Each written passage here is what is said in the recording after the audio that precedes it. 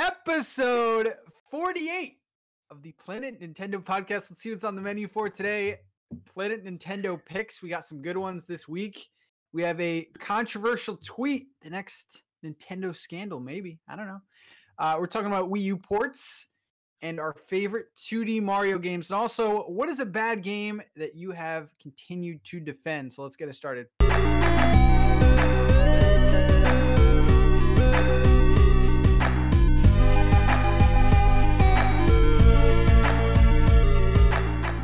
What's up, guys? Episode 48, and like always, I am joined by the best co-hosts on the planet, Joe from Joe After Work. What's up, man?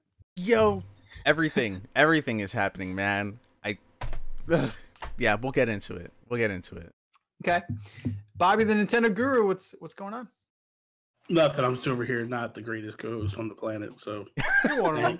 You're one of them. thanks. Listen, next time you said the greatest co-host on the planet. You didn't say hosts. Well, So- Bobby, you were gone for 20 weeks. That S, sometimes it's silent, you know? We're good. Hey, Bobby, in your defense, he said it's Planet Nintendo. It's not Planet Earth, all right? I'd take Planet over Planet Nintendo any day. Okay. Well, no, I would rather have I mean something on Planet Nintendo. I don't mean anything on Planet Earth. I don't know about that. People on Discord say otherwise. You know? Well, you can't believe everything you hear on Discord. Can't believe everything you read or hear on the internet. Apparently, God. Bobby Damn. had 3 cups of coffee this morning. He's ready. this is the first one. No, I'm not allowed to talk. I'm gonna. This message is brought to you by this Nintendo Switch bottle. I'm gonna tone it down. I'm gonna cut it down a little bit. So let's start off with some PN picks. And if you guys, this will eventually be up on audio, but if you guys are watching the video version, Mr. Editor-in-Chief Joe has added some gameplay, so you can see some gameplay of these games. Some non-plagiarized gameplay. Oh, God. This is a mess. Joe, what have you been playing? What's coming out? Shed some light on us. Sorry, that was a low blow. I apologize. That was not. Don't apologize. Stop it. That was wonderful. Oh, man. Dude, I am in love with Cosmic Star Heroine. Zevoid Games, limited run games. Thank you for creating this. I've fallen in love. It's a sci-fi RPG that it sort of feels like a little bit of now without playing Chrono Trigger, but seeing enough of Chrono Trigger growing up from other people that I know what that game is. Like the gameplay kind of feels that way. The way you get into battles feels that way with like the top down and then you're facing the enemies, but like the way the battle system works is super unique, at least from as far as I know. And again, I don't think Chrono Trigger even touches like what that is. As far as I know, that's like traditional turn-based. It's turn-based here, but the way your HP system works, like if you go into negative, you actually have a chance to come back with either a stronger attack to defeat the enemy called desperation mode, or you can heal yourself. But if you attack and the enemy doesn't die, you're dead. Wow. And like you have special attacks that you can only use once, and then you have to refresh your character to restore all your attacks and healing stuff that you've used. It's really unique in that sense. As far as the story goes, it's your sci-fi story.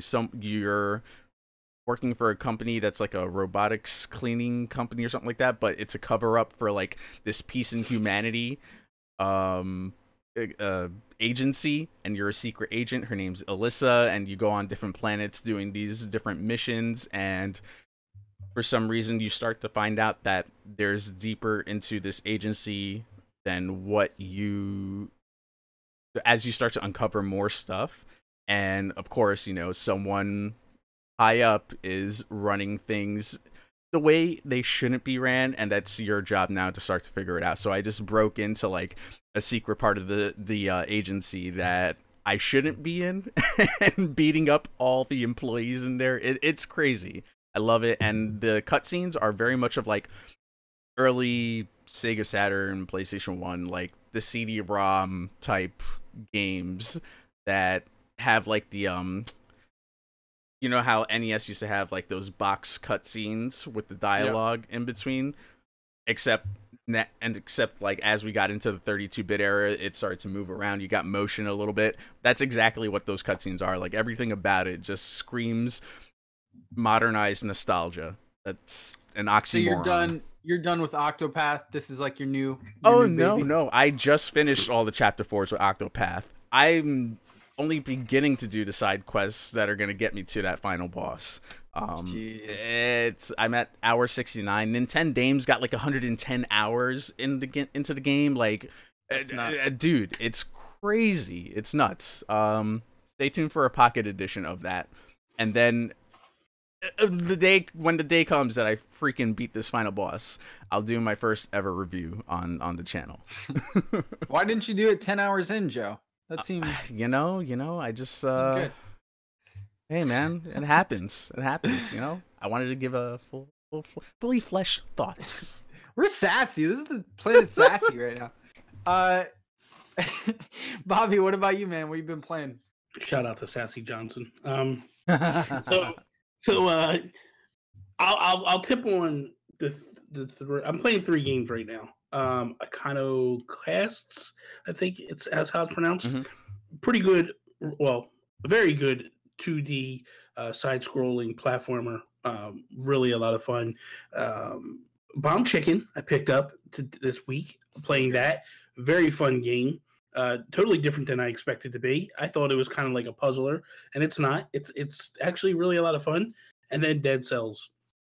Dude, I literally was playing before, like an hour before, and this game really has me now. Like, I finally beat a boss, and like,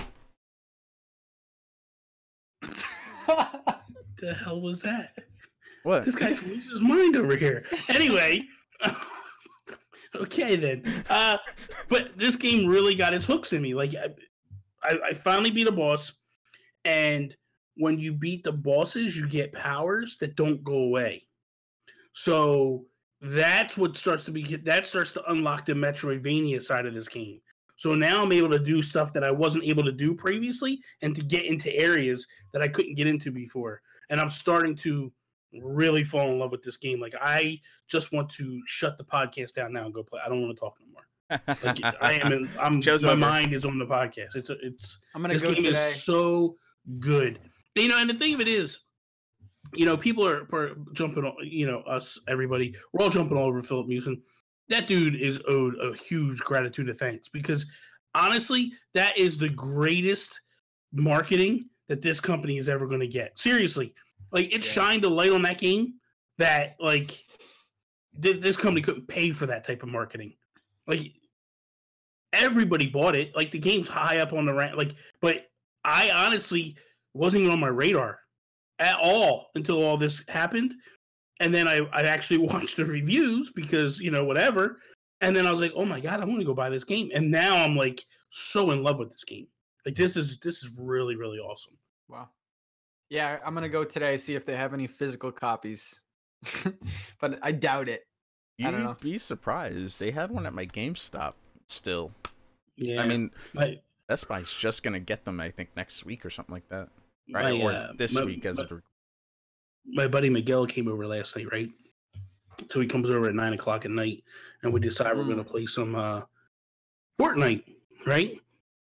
He brings over all 164 of his Nintendo Switch games that he has right now. He's got a book, a binder, and he just opens it up, and I'm like, dude, how can you even pick what game to play? Like, this is madness. And I'm like, and he had the real only reason I brought that up is because he had the Dead Cells physical copy, and I'm like, oh my God. Yeah, dude, I saw Joe's art man. book and stuff. That's pretty dope. I've been playing. I'm so jealous right now. Look at me. Dead Cells is #1 on all games in Wow. bestseller section. There you go. That's crazy. There you go. That's crazy. Wow. I've been playing Aqua Kitty UDX.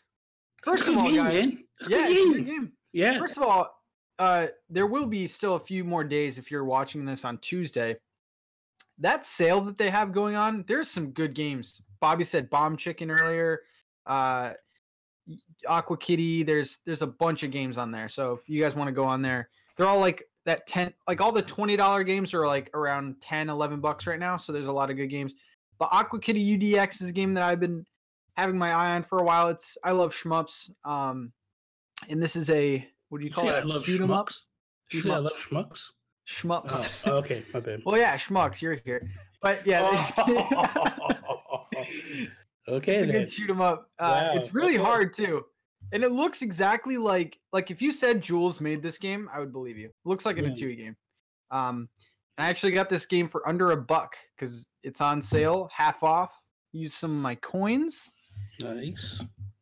And I will plug something here. I'm making a shmup buying guide this week. So there's going to be like 5 of them on there. If you guys are interested in that, that will be out. But upcoming games, I think we wanted to highlight The Messenger. I bought that. So guys, listen up, because we've been plugging really good games here. Dead Cells, Fox and Forest. Oh my God, what's that game that Joe's been playing? That RPG. Oh, Issei. Like we've been talking about these games months before they came out. So The Messenger is our next game that we want to highlight. And this is an interesting game because you can go from like 8-bit to 16-bit. Looks like a really awesome platformer. Kind of reminds me of like Ninja Gaiden. Mm-hmm. Yeah, exactly. You guys have anything else to say about The Messenger? I pre-ordered it, so I have it, or it's ready to go. I'm all over it. I actually pre-ordered that and Monster Hunter for the Switch, so I have both of them already installed, ready to go. Day one, I'm good to go. But The Messenger, like you say, like I love the fact that it looks a lot and feels look-wise to Ninja Gaiden, which is a game I loved on the NES, like loved. So, but the thing I love about this one is, like you said, you kind of will flash between the future and the past, and the future is like 16-bit and the past is 8-bit, and that's just unbelievable. Like that is so cool that they're doing that. So I love that, and it's weird because I guess it could be like in the past, in the 8-bit era, you come by and a tree is there and it's just starting, and then you go by in 16-bit and the thing's fully bloomed, and like, so it's really I love that. neat what they're doing, man. It's so cool. I can't wait to get my hands on this game. Yeah, and this game isn't getting like a physical at the moment, as far as anyone knows, right? I don't think so. Okay, cool. What's physical? Who needs physical? 400 gig over here memory card. Hey, I gotta take advantage of my GCU. I'm just saying. But I hear that there's a 128 Switch coming, so we'll get Oh man. Damn, Bobby. Before we even get into that, though, real quick with Dead Cells, how I like how the Twitch integration is put into the PC version of that game. So if anyone out there is looking to that's a streamer that's looking for something to integrate with the chat, the PC version has that built into where you can actually have chat putting commands to like control the treasure boxes, whether or not those open. One person will be allowed to be the boss as you encounter them to do certain things with the boss character. They get to choose, the scrolls that you find, and you get to choose like what brutality tactics. They get to choose in the chat which one you get to select. Awesome. That is amazing. There's a lot of cool stuff. Yeah. How does the PC version compare though? Like, which one do you prefer? Because I know you got a review copy for the PC. Dude, they play smooth. I couldn't tell the difference graphically. I might have to go back and like check out. Well, what you guys will see in the capture is all PC footage on my end. So, but compared to the Switch version, it both ran at 60 from what it appeared to be like. Like they both look beautiful. It's pixel art, and they both played smooth. Like the only difference was I had to just change the control layout because I had gotten used to the button layout of what I was playing on PC. So I did that, and then I was totally fine. And I beat a boss last night. It was awesome. It was probably the greatest feeling in the world. Yeah, everything Bobby said, I'm not gonna add on to. That's cool. Good stuff. That's awesome. So that's our pick, The Messenger. Be on the lookout for that. I think I might just give this one to Bobby. I'll read the tweet, and then we'll me and Joe will sit back scared in our little corner, and he'll grill him up. Okay. So Marcus Sellers, who by the way is a really cool guy. Like, we talk a lot off the cuff and back and forth. He put out a tweet last night, and he kind of breaks rumors or wants to break rumors. His recent tweet is about the Nintendo Switch, and he says Nintendo will be releasing an improved version of the Nintendo Switch early 2019. This console will have 8 gigabytes of RAM, 128 gigabytes of internal storage, and dynamic scaling up to 4K. Some third-party games will only release on this version. All Nintendo-produced games will release on both. And then further down, he says streaming will become available with this version. A prime example of a game being Switch Pro is Resident Evil 2. And then for a little bit of backstory, he took down the tweet today for undisclosed reasons. Bobby? Take it easy. The guru enters. I just need to apologize to any of the viewers right now because it's about to get ugly. Dude, this guy is, come on, Marcus. Like, seriously. Like, I've talked to Marcus privately in the past. Like you said, he's a nice guy, but come on, dude. Start checking your facts. Like, this is bullshit. Like, this is nonsense, man. Like, how do you put this out and then a day later take it down with nothing? Just Not be like, just say, give him the fire, Bobby. Give him the fire. Just say, guys, I effed up, and I released this early, and it's not true, and I'm an idiot. Like, that's all you need to say, and then go away, dude. Like, this is not the first time he's done this. This will not be the last time he does this. Yeah. He is notorious for this stuff. He wants to be a part of the big game. The Emily Roberts, the Liam Robertson, all that stuff. Like, stop. You are not on that level. You have no inside sources. Like, go away with this nonsense. Just stick to facts. If you do this, man, get real. Like, stop trying to be the one that just throws stuff out there. Look at it. Everybody knows. This is how it is. Everybody knows that I'm friends with Jules Watcham, right? Everybody knows that I went to E3 with Jules. What you don't know is I know all kinds of stuff that Atui's doing. I know future games. I know future collaborations. I know all this stuff behind the scenes. You never hear me once tell anybody anything about what's going on. Because I'm not a jackhole. You don't do this stuff. You don't get people's expectations way up. Because here's the other thing. By knowing Jules, I know how quickly this stuff changes. He'll tell me one thing 1 week, and then 2 weeks later, he'll be like, oh, that got canceled. We're doing this now. Or that's not working out. We're going to do this now. You know, like, this is like, yeah, it's ridiculous, man. I mean, even looking at the tweet itself, how pissed would you be if you bought your kid a Switch for Christmas, and then early the next year there's a improved version which you can't play some games on? Like, this doesn't seem that makes no because here's the thing, okay? PlayStation didn't do that. Yeah. Xbox didn't do that. Why would Nintendo do that? Like, why would Nintendo say, okay, Capcom, okay, everybody else, you can make games just for this thing. We're going to be the only ones that do it for both. And piss off your audience? Like, dude, they just busted their ass for how many years getting the audience back. They're just going to now flip a switch and pull a Sony and be like, no. Yeah. No, the only comparison I can see with this is the new 3DS, but that was much later down the line. Like, okay, so here's the thing. I can see Nintendo doing this. I've been saying this since the Switch launched. I feel like this piece here, right here, will be upgraded multiple times. They have a 20-year contract with NVIDIA. That don't mean so if they have a 20-year contract, that means this baby ain't going away anytime soon. That means that they're going to upgrade this centerpiece multiple times. In doing that, it's going to be, to me, and I've said it, it's going to be a situation that's very similar to an Apple phone or whatever, or an iPad or whatever, where you'll upgrade, but your Joy-Cons, your games, and all that stuff will work. Like, think about it. Apple upgrades their phones all the times, right? Mm-hmm.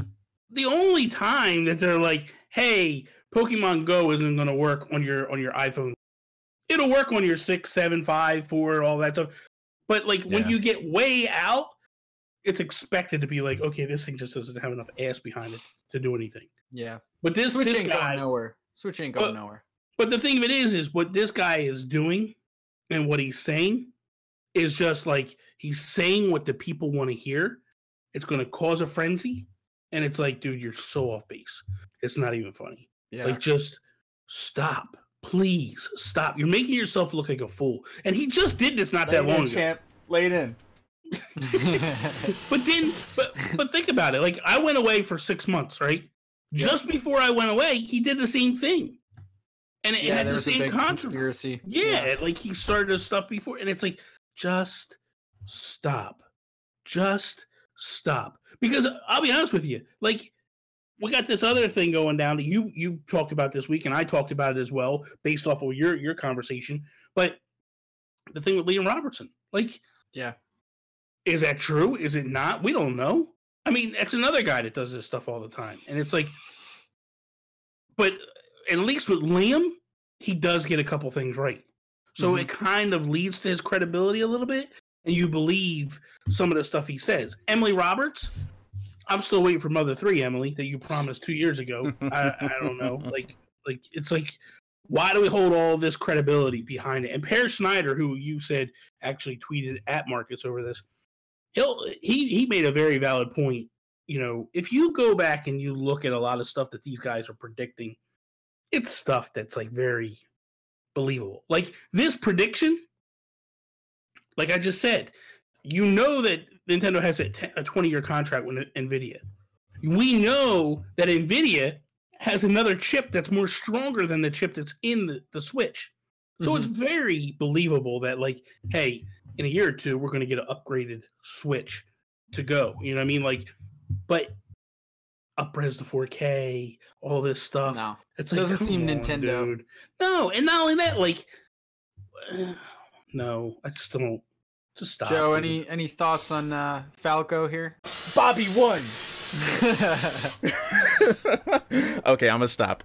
No, not much more to add on. It's just, you know, it goes straight back to fact checking. Like, please, like, don't just immediately, and who knows, maybe you wait a little bit, but given the history and what's happened in the past with this person in particular, patience. Wait, like, I understand you want to be the first one to get this out and be the big dog, to be the new leaker of sorts, the new public facing leaker. But man, know that you got trolled the last time. Don't fall into everything. Yeah, like, it just seems like it's now intentional that like they waited a bit and like, hey, here you go, here's this, put it out. And another thing to go, I just want to go back to something like back in January, right? We got a direct on my birthday, right? So I went to somebody that I know had a game launching right around that time or whatever, and I was like, "Hey, it would be awesome if you gave me a birthday present and told me when the next direct is," because there was rumors, and they told me. I didn't immediately run out and start posting and stuff, like. Why would you do that? And then sure enough, boom, it hit, like, on the dot. You know what I mean? Like, wow. So, but like, we all kind of have connections with gamers, the developers, not so much with Nintendo, but like different indie developers and stuff like that, like, who have inside information for Nintendo. It's not my business to throw it out there. I refuse to do that. I think it makes you slimy when you do that stuff, regardless of who you are. You know what I mean? Like, the Forbes leak of Diablo 3 this week, absolute mistake. But it just goes to show you, like, why are you giving information to Forbes? Like, give it to the gaming community. You know what I mean? Like, but like, that was an absolute mistake, and that's different. You know what I mean? Like, to me, that's just a mistake. Somebody screwed up and printed it early, and it shouldn't be printed. But this, when you're just throwing stuff at the wall to see what sticks, that's just Yeah. What do you think, Pat? Like, what's your opinion? So these we have the leaker types that you were talking about before, and like I would say probably they're about 25% right. So if you're trying to be someone in this space, I feel like what you post and what you want to break news on, you should really be sure of it, because it's one thing being the first person, but it's also being, the person that's been correct about a bunch of things. Now the next, like, who knows, this could be it for him. Like, I think he's done. This is, especially if you're trying to be like credible. I mean, he has 13,000 followers on Twitter. Like, he's been correct about some stuff, but like, if you start having a string of incorrect things, But he's also been correct about stuff that kind of makes sense. Like, yeah, like it's like Pear says, like Mario is coming to the Switch. Like, okay, guys, like, yes, Mario's coming to the Switch. Like you think about it, like Emily Roberts when she did her Switch like predictions, it was like she said Zelda's going to be delayed, right? She was like, Zelda's going to be delayed for 6 months. What? Like, yeah. Who? And I really believe, this is what I truly believe too. I think Nintendo is starting to mess with these guys. Like, I think, because if you remember, you watched that reveal trailer, like they just paused on that release date for a long time, and then boom. And there was also, like, if you counted 6 months later for Zelda, that's when they put the patch out. Like, not the patch, but like the DLC. And they were saying that, like, we, if we put this all in at the launch, which we wanted to do, it would have delayed the game 6 months. So I think they took that information, threw it to Emily, because it's free publicity. You know what I mean? Like, it's like, go ahead, make a fool out of yourself. Meanwhile, we look like gods when we do deliver. You know what I mean? So I think there's a little bit of cat and mouse being played. But to Marcus, the last thing, like, somebody actually trolled him, fed him fake information to prove that he's fake. And if it's me and I'm in his shoes, I'm outing the person right away. And I'm like, hey, now you're telling me it's fake. Now you're telling me, okay, fine. And I would just go out and be like, this is the guy that said it. But it just makes you look bad because you're not fact checking. Yeah, that, and then it just looks like you're passing the buck to somebody else when at the end of the day, you're the one kind of putting that out there. You're choosing to. Yeah, exactly. It goes back to like, it just goes back to source checking everything that you do, and just making sure that, like, you have multiple sources. If multiple sources are saying the same thing, then maybe it is something that's actually the case. Or maybe they heard it, but doesn't seem like it's credible enough to deem being told out there, not just someone just going, 4K Switch, Resident Evil 2, you're gonna get everything. It's gonna be you. Like, no. Joe's just mad because Resident Evil's not coming over. It's okay. I have my collector's edition PS4. I'm good. Day one. Didn't you guys try to stream Resident Evil? I tried Cloud Edition to see how it would run, and it ran like garbage, right? We couldn't. Yeah, I don't even think I streamed it. I think I recorded myself trying to get it to work, and they were saying that, like, in Japan it ran smooth because Japan's like internet is unbelievable. So last thing I will say is Liam, when he broke the news about the Super Mario Bros., he did it under a website, comicbook.com. So he wasn't like he wrote an article. Personal. Yeah. I don't know. But he has done both ways. Oh, yeah. He has definitely done it both ways. And that's where I say where Liam's got a little bit more ability just because he's got some stuff right. And he used to do a lot of stuff with Unseen 64, which, if you don't know what that is, that's basically, it's a YouTube channel or whatever where they would talk about projects that fell apart and why they fell apart, and like they would do like these. Liam just did a Splatoon one. Yeah. Liam, exactly. They just released that one not too long ago, and it was this big thing where Liam would do these big articles based on like how the train fell off the tracks, how the wheels fell off and stuff. And so he does good work. I'm not knocking Liam at all. I think Liam is probably the most credible. Tell him. I think Liam's the most credible of them all, honestly. Okay. But I don't. Marcus, I'm just starting to feel bad for the guy. Like, this is the sympathy good taste podcast. In Avatar icon, though. Good taste. No, it's not. Mr. Joe, your topic is up first. Yo, next. That wasn't a topic. That was the topic. that was a topic. Bobby Hold likes on, to yell in the morning. I'm time checking. You guys always not do even this morning. to me, man. It's not even morning now. It's noon. I was gonna say, I was like, it's like 12 something now. Yeah, man. All right. So yeah, Wii U ports. Can we just admit that we're going to eventually get every Wii U port? No one should be upset anymore about this. Bobby, I want to hear your thoughts on these Wii U ports coming to Switch. We've talked about it in the past. I'm just saying. I have a dear friend. His name is Josh Thomas, and you're upsetting him right now. Please stop. Oh my god. He's yelling right Please now. stop. He's yelling right now. He's watching this show, and he's telling you to shut up. He doesn't want. That's fine. He could tell it to me in person. I'll give him a hug too, but yo. My thing is that I feel like the Wii U was a wonderful generation for Nintendo. I feel like there was a lot of great games that came, and not that many people played them. I'm kind of curious to see what the Captain Toad numbers are going to come in at, because I don't even think people played it on the Switch, to be honest with you.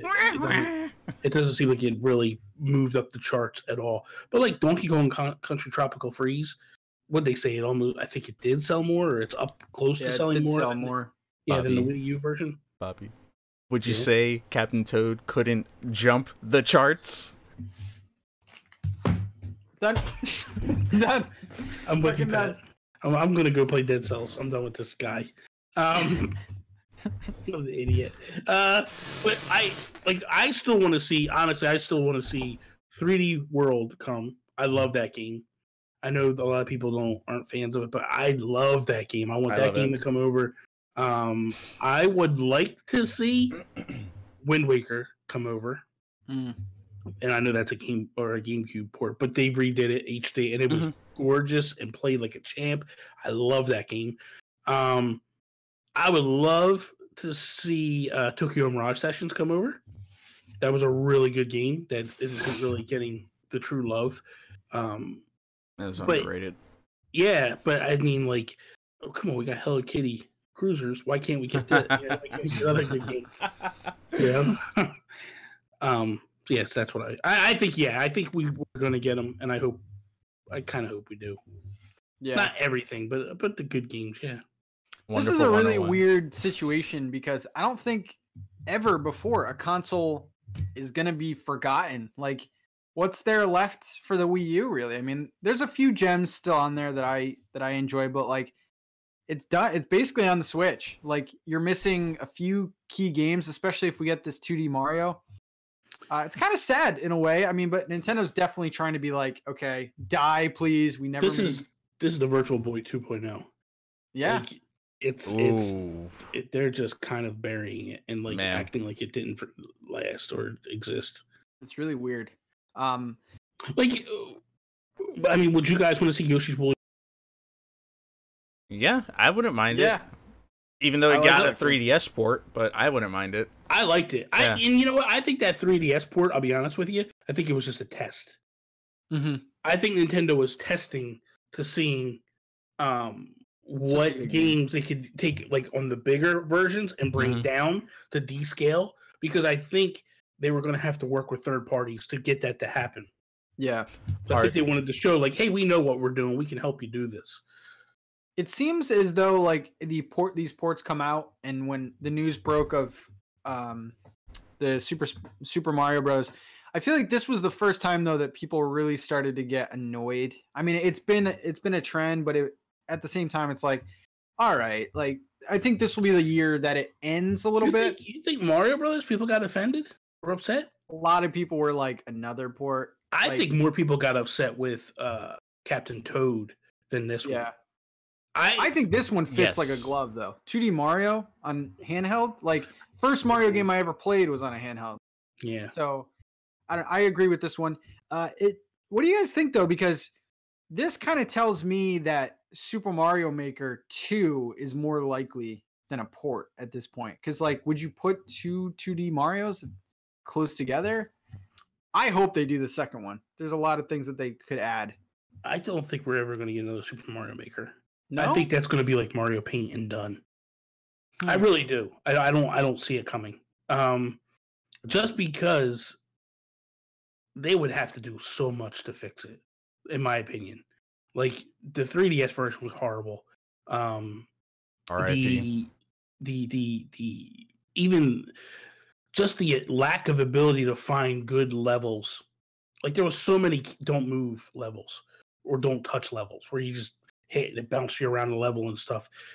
Just garbage stuff. Like the first time I played one of those, I was like, "Oh my god, this is genius! This is amazing." And then it was like, "Oh god, please stop." And then the music levels, the same thing, where it was playing music and I was just like, "Okay, this is awesome." And then I was just like, "Oh, no more, please." Yeah. And that's all you seem like to run against. So if there was a way that Nintendo could curate their library better or the levels better, then I would say yes. But I'm not really my care or want, honestly, of a Mario Maker isn't really up there. There was so many bad levels. It was hard to find good levels. That was the biggest thing. Joe, what do you think, man? In terms of Wii U ports, would not be surprised if we see everything at this point come over. With the exception of things that might get sequels. I'm still a believer that we'll get some sort of Mario Maker that's gonna continue to evolve. Maybe maybe the reason we haven't seen anything is maybe they're trying to add a new layer of Mario style into that game. What that is, I mean, I'm not saying go crazy and put in a 3D environment, but maybe we get something that of a 3D world put into there. As cool. Like that would be pretty neat. That I would be really interested to see what kind of evil things people would do with those. But yeah, as far as like old school stuff, well, not old school stuff, but Wii U stuff, I would not be surprised if we saw all those games that Bobby just mentioned, Wonderful 101, anything else, that Twilight Princess, like the stuff that got HD remakes on the Wii U. Wouldn't be surprised if those come over at some point. There's a lot in, well, not a lot, but there's stuff in there. Pikmin 3 is another one. Like that with a collection of some sort, bring that over to Switch and get it ported over and make the money. They have a strategy here with bringing over these ports other than just to fill in space, and it's from a business perspective that, hey, these games, regardless of what people may think, they're making the money.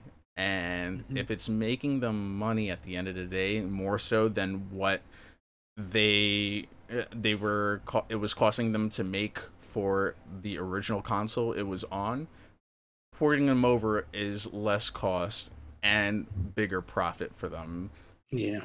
It seems like statistically, like if you're looking at it from an analytic space. To me, it's like, okay, we bring the ports over, right? And that appeases the new people that are Nintendo. You know what I mean? Like that appeases all the people that skipped the Wii U. It's like all these games that they wanted to play that they refused to buy a Wii U for, and now they have them. Us, the people that have owned them, we kind of get a little like, oh, really? Yeah. You know what I mean? Like this is another one. Like, because I still have my Wii U, and I kept my Wii U because of this, because of the fact of like there was some great games on it that I didn't want to lose, So, but for us that are the early adopters, that we had a Wii U and all that stuff, like it's not like we're not getting games. We just talked a bunch of games that we're playing already that are great games. And I mean, Monster Hunter is coming over in a couple weeks. Like that's a great game, and The Messenger and we're playing like Bomb Chicken and Dead Cells, and like there's a lot of really good games that are hitting the Switch right now. And I feel like feel like Nintendo feels like there's enough to appease both sides. And it makes me excited because I'm like, when the ports stop and we get another year one, like it would be really cool if they were like, here's year one, which was barely that many ports. It was a couple of ports, right? And then here's year two, which is a lot of heavy indie stuff, but there's also a lot of Nintendo ports. There's also third-party stuff like South Park and all that stuff. Like a lot of stuff that we weren't expecting still coming through. Like Bethesda's knocking out the park every other week.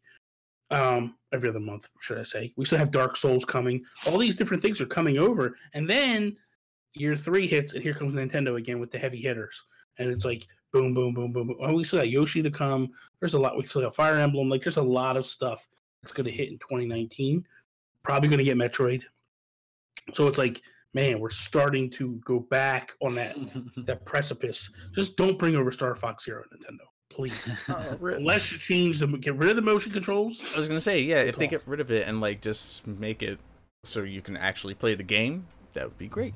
That's all. Well, the thing of it is, could you imagine if they went back to Platinum, right, and said like, go back to work on this, and like make it because Platinum is very good at making games look good.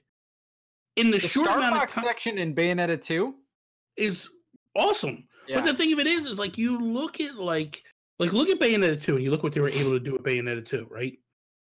Which we also have Bayonetta 3 coming, another one, you know. But you look at Bayonetta 2, right, and you look at how good that game looked on the Wii U, and they basically had what 6-8 months to make a tech demo for Star Fox Zero into what it was. And if you go back and you watch the trailers, you watch the first trailer where it was like really beat up. And then they come back with the next one where they put a lot of shading and shadows and stuff in. It started to make it look. I feel like that game needed like another year, and it would have been unbelievable. So if you go back to Platinum and you're like, hey man, dress it up more, keep working on it, fine tune it, make it look better. We're going to work on the back end and fix these controls. I think it could turn into be a better game. Yeah, I mean all the Wii U ports so far I think have made sense. I mean, when you start getting to Captain Toad and like that's kind of like iffy. But like the 2D Mario looks good. Super Mario Maker, I think the biggest thing when that first came out, I was like, this is gonna go viral. Like people making levels and stuff like that. But then Nintendo didn't want to play nice with the YouTube side of things. Yeah. And that kind of spoiled it. So I hope it's not a Mario Paint situation because it's really cool for creators. Like I remember when Mario Maker would come out, creators would be like, drop your levels in the comments and I'll play them. And there's a series coming out. Like there's still people doing that, but I feel like, and maybe I'm wrong, but I feel like the best way for Nintendo to do Captain Toad would have done a deluxe of 3D World and put those two games together. That would have been better for me. You know, because I would have been charged 60. And then you charge $60, right? But the thing of it is Captain Toad is a prequel to Super Mario World. Yeah.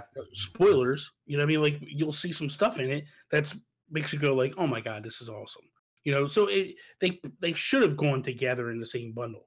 Which, by the way, when you play 3D World, that's where the Captain Toad levels came from.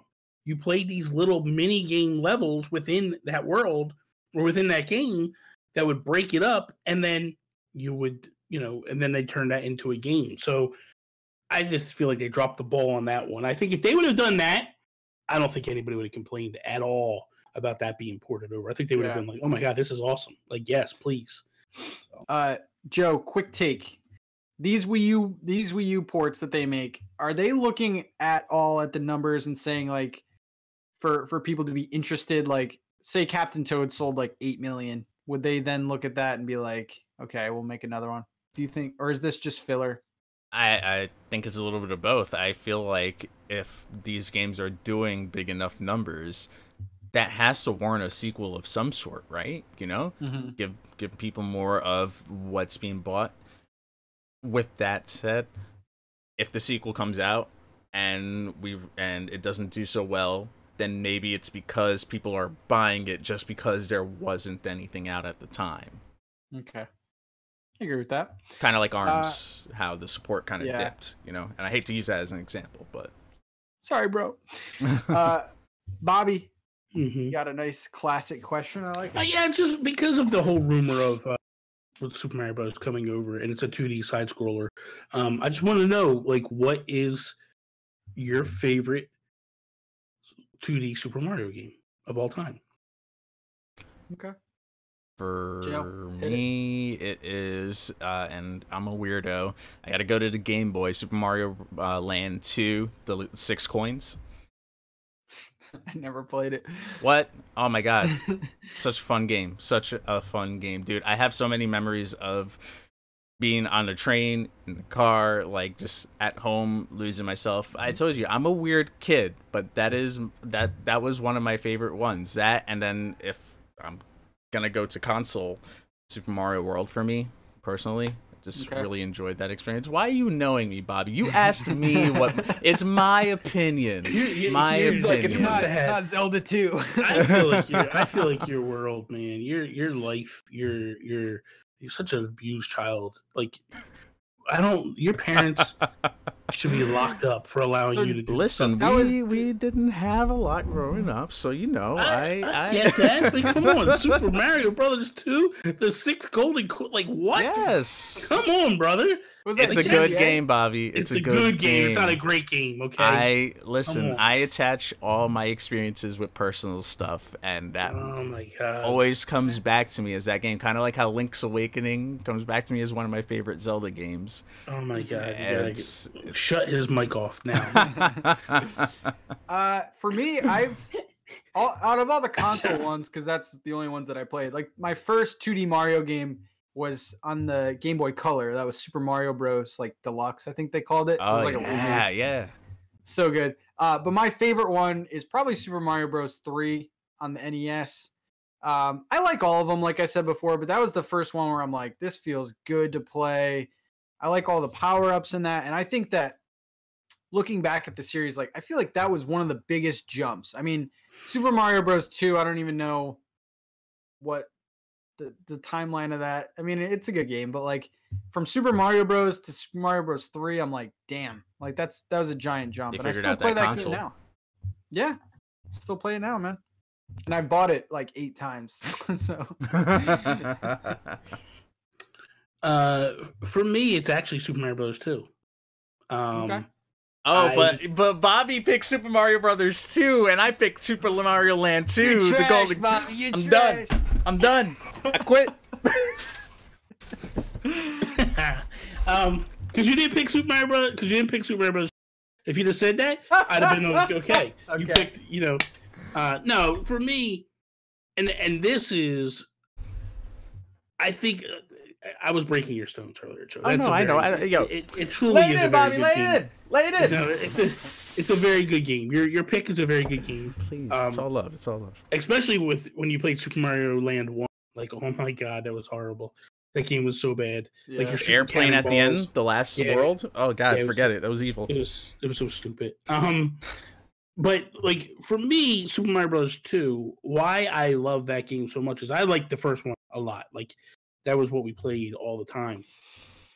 But with 2, again, it pulls back to the memories. Like Joe's saying is because I remember they announced Super Mario Bros. 2, and it was the first time that Mario looked like all the artwork that we ever saw in brochures and all that stuff. And I was like, oh my god, like that's a cartoon character that I'm playing now. And it made me feel like there's a lot more to this Nintendo than what we've seen, Yep. And they actually started to take the pixel art and make it look cartoony. So that was number 1. Number 2 was the fact of like the hype behind that game was unbelievable. Like unbelievable. Every kid wanted it. Every kid, like I used to call the Nintendo Power Hotline just to be like, can you tell me anything about the game? Like how cool is it? Like what, and they would be like, they're like, your parents aren't going to appreciate you calling here to talk about this. Like, and then like, and then the other stuff was like, you would, like, I remember if you go on YouTube right now and type in Nintendo Super Mario Bros. 2 2020, they did a 2020 report on this, on how hard it was to get this game. That memory chips were not able, like Nintendo was not going to be able to produce enough games of Zelda 2 and Super Mario Bros. 2 to meet the demands. These games is what started pre-ordering video games. Because of this is what made people start to go into stores and pre-order, because what Nintendo and these game companies started to do was they would go, holy cow, they got like 900,000 copies sold. We need to get enough to ship. You know what I mean? Like, so they would make the games and then ship them out. And that way everybody that pre-ordered got them. So growing up that pre-ordering became a necessity. You know, like pre-ordering today, people pre-order. You don't really need to pre-order. No. You know, physical, yes, but because of digital, if you really just want to play the game, you don't need to pre-order anything. You know, unless it's like collector's editions or something special. But as far as like just the game, no, you can just buy it digitally if you have to. If you want to play the game, we didn't have that option. You had to buy it physically. So to sit there and go like, hey, this game is not out for, you're not going to find it for 6 months, like, was insanity. Like, I remember my dad actually had a best friend who Christmas Eve, he came to the house and he was gloating that he got his son Super Mario Bros. 2. And I was like, oh man, I don't know what we got, but I pray that we got it. And I remember being crushed because my dad was like, look, don't get your hopes up. We didn't get you the game. We weren't able to find it. We tried. We just couldn't get it. This guy would actually send his secretary to the store, to the mall, every single day for 3 months to try to get the game. Wow. To be there first in line to ask and this and that. And he finally got it for his kid like a week before Christmas. So Jeez. That's how it was when, you know what I mean? So there's nostalgia in that. And then when I remember when I first actually got to play it, it just, man, it was like, to me, it lived up to everything that it was. Like being able to pick up stuff. Like people hate on that game so much, but there's so much stuff in that game that carried over that we still get today. Shy Guys, Bombs, you know, like there's so much stuff that actually happens in, like, dude, Birdo was an amazing boss. You know, shooting the eggs out and you jump on the eggs and you grab them and you back, and like there's so much stuff. Like that was also like boss battles. We never had boss battles before that. Like Bowser really wasn't a boss battle, you know, in the original NES. Mm-hmm. Like, but this was kind of like an actual, like you actually fought against, you had to find like ways to beat these things. Just so much fun. And I know it's not a true Mario game. I know it was made, you know, for what is Doki Doki Panic or whatever was the original game. It was made in Japan. But Miyamoto made the game. He made Doki Doki Panic, and it wasn't like they just made this game out of scratch. So it's I don't know. I'm rambling. I'm sorry, but I love that game. I'm excited for the next 2D game. Like the one on the Wii U and the Wii, like it started to get stale a little bit. I like the Wii one a lot. And it was cool. I thought the Wii one was good. Yeah, the Wii U one was just it was okay. It was cool to see it in HD, I think, more than anything. Yeah. But it's going to be exciting to see what they do next. And maybe they skip out on a Mario Maker because it's different when you have all the tools to make a 2D Mario game because you're like, what's left? But then if Nintendo makes it, I'm excited. Joe, final thoughts on 2D Mario games? My final thoughts is, Bobby, I think you're going to need to explain 2020 to some of these people that are watching this episode or listening to it. My God. It's like 60 minutes. It's like, yeah. Oh, my goodness. Shout out to Bob. Shout out to Barbara Walters. Jesus Christ, man. John Stossel actually did the thing, man. Oh, my God. John Stossel did the report. And he's on Fox News now, I think. You realize half my viewers are like 8 years old. Okay. But if they go back and they watch it, seriously, it's a great thing to watch today. To watch these kids flipping out about Nintendo and these games and to see the struggle of these kids, like, because they're telling you, like, Nintendo's announcing they have shortages. They can't get enough chips to make the games. And it's like, it's crazy, man. Is it fair enough to say the equivalent might be the gaming historian? And, like, his takes on things? Yeah. And then, like, him putting everything together. I'm just trying to make a comparison for the people. Yeah, guys, your mom and dad have cars, and Bobby had to ride in a horse and buggy. So you guys are really lucky. You guys are really fortunate. Oh, no, he's leaving. No. Bobby, come back. Come back. Come back. Oh, man. This has been a great episode. Okay, the last topic is, I can't wait. We're all spiced up right now. I wanted to ask you guys, I actually got this from a podcast that I watched, the CU podcast, Pat the NES Punk. One of his topics this past week was, what is a bad game that you have continued to defend through the years? Joe, I'll start with you. A quote-unquote bad game. Super Mario Land, the 6 Golden. I like it. I like it. Oh my god, dude. Man, Bobby, you got one? Because I'm gonna have to like go back to the tank and think right now. Mine is Zelda 2. Okay. On the NES. I think it catches a lot of hate because it's just like any other Zelda game that there was, meaning you come off of the original Zelda, it was top down. This one is kind of side scrolling. The top down is real different than anything. It leaned heavily on role playing elements that we weren't used to at that time. So I feel like I love the game. I think the game is really, really good.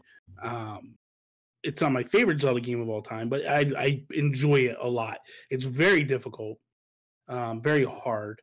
So, and it just really takes you back to that Nintendo era of like how hard games were to play and such. So that one is one.